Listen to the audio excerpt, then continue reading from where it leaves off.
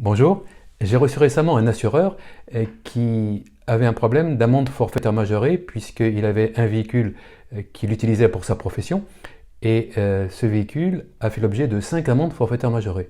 Des amendes forfaitaires majorées à 1875 euros. Il se posait des questions, il se disait mais comment ça se fait? Moi j'ai pourtant écrit à l'officier du ministère public que j'étais le conducteur du véhicule et je n'ai pas compris ce qui s'est passé.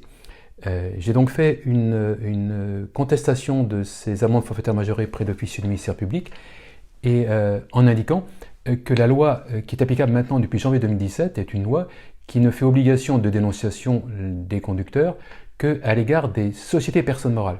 Ce n'est pas du tout applicable pour les entrepreneurs, les auto-entrepreneurs, les professions libérales, les assureurs, les artisans.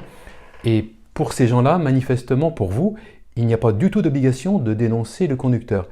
Lorsque vous avez de telles infractions qui vous sont reprochées, il faut contester. Il faut faire attention parce que beaucoup de personnes ne contestent pas, ou alors les gens essaient de contester, ils ne comprennent pas.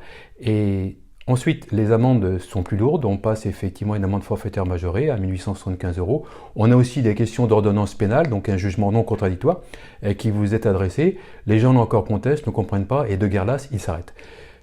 C'est quelque chose qui est absolument illégal que de vouloir effectivement obtenir le paiement de ces amendes.